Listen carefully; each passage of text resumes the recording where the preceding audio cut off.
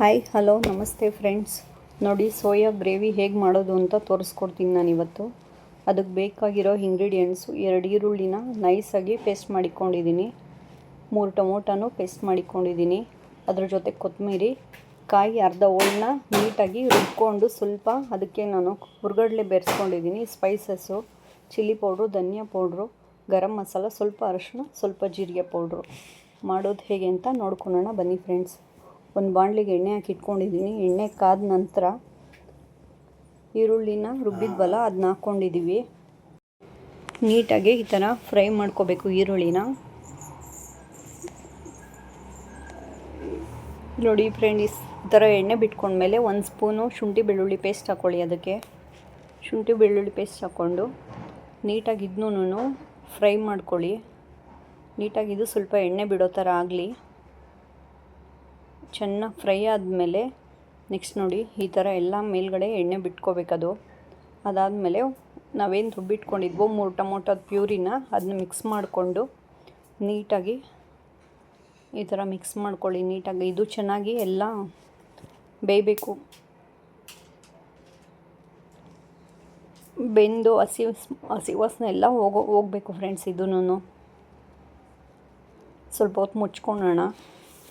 Plate ಮುಚ್ಕೊಂಡಾದ್ಮೇಲೆ ನೋಡಿ ಈ ಥರ ಚೆನ್ನಾಗಿ ಕೊತ ಅಂತ ಕುದೀತಿರ್ಬೇಕಾದ್ರೆ ತೆಗೆದು ನೀಟಾಗಿ ಮಿಕ್ಸ್ ಮಾಡಿಕೊಂಡು ನೋಡಿ ಫ್ರೆಂಡ್ಸ್, ಈ ಥರ ನೀಟಾಗಿ ಅದು ಸ್ವಲ್ಪ ಎಲ್ಲ ಎಣ್ಣೆ ಬಿಡಬೇಕು, ಆ ಥರ ಮಿಕ್ಸ್ ಮಾಡ್ಕೋಬೇಕು. ಆಮೇಲೆ ಸ್ಪೈಸಸ್ ಆ್ಯಡ್ ಮಾಡ್ಕೊಳ್ಳೋಣ.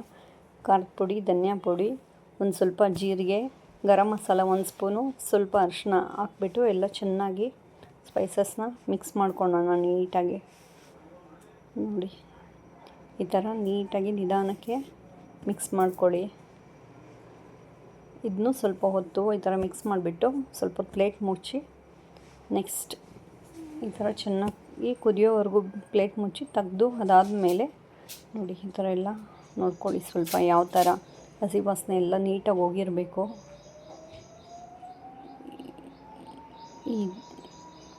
ಈ ಥರ ಬೆಂದಾದಮೇಲೆ ಅದಕ್ಕೆ ನಾವೇನು ರುಬ್ಬಿಟ್ಕೊಂಡಿದ್ವೋ ನಾನು ಅರ್ಧ ಹೋಳು ಕಾಯಿ ಹಾಕ್ಕೊಂಡಿದ್ದೀನಿ. 1 ಸ್ಪೂನಷ್ಟು ಮಾತ್ರ ಹುರ್ಗಡ್ಲೆ ಹಾಕ್ಕೊಂಡಿದ್ದೀನಿ ಫ್ರೆಂಡ್ಸ್ ರುಬ್ಕೊಳೋದಕ್ಕೆ.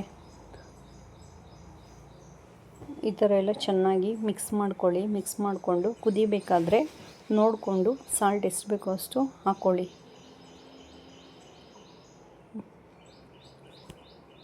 ಸಾಲ್ಟ್ ಹಾಕ್ಕೊಂಡು ಚೆನ್ನಾಗಿ ಮಿಕ್ಸ್ ಮಾಡಿಕೊಂಡು ಈ ಥರ ನೋಡ್ಕೊಳ್ಳಿ. ಸ್ವಲ್ಪ ಮುಖನ ಸ್ವಲ್ಪ ದೂರ ಇಟ್ಕೊಳ್ಳಿ. ಸ್ವಲ್ಪ ಪಚ ಅಂತ ಕುದೀತಾ ಇದೆ. ನಮಗೆ ಎಷ್ಟು ಬೇಕೋ ಅಷ್ಟು ನೋಡಿಕೊಂಡು ನೀರು ಹಾಕ್ಕೊಳ್ಳಿ. ನಾನು ಸೋಯಾ ಚಂಕ್ಸು ಸುಮಾರು ಒಂದು 200 ಗ್ರಾಮಷ್ಟು ತೊಗೊಂಡಿದ್ದೀನಿ. ನೀಟಾಗಿ ಅದನ್ನ ವಾಶ್ ಮಾಡಿ ಬಿಸಿನೀರಲ್ಲಿ ಒಂದು 10 ನಿಮಿಷ ನೆನೆಸಿ ವಾಶ್ ಮಾಡಿ ನೀಟಾಗಿ ನೀರೆಲ್ಲ ಹಿಂಡಿ ಎತ್ತಿಕೊಂಡಿದ್ದೀನಿ ಫ್ರೆಂಡ್ಸ್. ನೋಡಿ ಈ ಥರ ಎಲ್ಲ ಚೆನ್ನಾಗಿ ಕುದ್ದು ಈ ಥರ ಮರಳ್ತಿರ್ಬೇಕಾದ್ರೆ ನೋಡಿಕೊಂಡು ನಮ್ಗೆ ಯಾವ ತಿಕ್ನೆಸ್ ಬೇಕೋ ಆ ತಿಕ್ನೆಸ್ಸಿಗೆ ಸ್ವಲ್ಪ ನೀರು ಹಾಕ್ಕೊಂಡು ಖಾರ ಎಲ್ಲ ನೋಡಿಕೊಂಡು ನಾವೇನು ತೊಳೆದಿಟ್ಕೊಂಡಿದ್ವೋ ಸೋಯಾ ಚಂಕ್ಸ್ನ ಮಿಕ್ಸ್ ಮಾಡ್ಕೊಳ್ಳಿ. ನಾನು ಸಣ್ಣದು ಸೋಯಾ ಚಂಕ್ಸ್ ತೊಗೊಂಡಿದ್ದೀನಿ. ಇದರಲ್ಲಿ ದಪ್ಪ ಸೈಜು ಬರುತ್ತೆ ಫ್ರೆಂಡ್ಸ್. ಇದು ನೋಡಿ ನೀಟಾಗಿ ಎಲ್ಲ ಮಿಕ್ಸ್ ಮಾಡ್ಕೊಳ್ಳಿ. ಮಿಕ್ಸ್ ಮಾಡಿಕೊಂಡು ನೀಟಾಗಿ ನೋಡ್ಕೊಳ್ಳಿ. ಇದು ನಾವು ಚಪಾತಿ ಜೊತೆಗೆ, ದೋಸೆ ಜೊತೆಗೆ, ಇಲ್ಲ ರೈಸ್ ಜೊತೆಗೂ ಚೆನ್ನಾಗಿರುತ್ತೆ ಫ್ರೆಂಡ್ಸ್. ಇಷ್ಟೇ ಫ್ರೆಂಡ್ಸ್, ರೆಡಿ. ನೋಡಿ ಈ ಥರ ಚೆನ್ನಾಗಿ ಫ್ರೈ ಆಗಬೇಕು. ಫ್ರೈ ಆಗಿ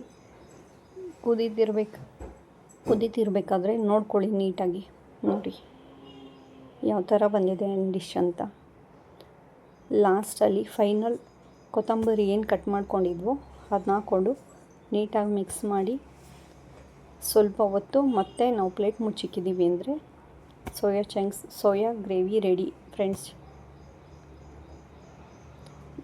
ಇನ್ನೂ ಹೆಚ್ಚಿನ ರೆಸಿಪಿಗೋಸ್ಕರ ನಮ್ಮ ಚಾನಲ್ನ ಸಬ್ಸ್ಕ್ರೈಬ್ ಮಾಡಿ, ಲೈಕ್ ಮಾಡಿ, ಶೇರ್ ಮಾಡಿ ಫ್ರೆಂಡ್ಸ್.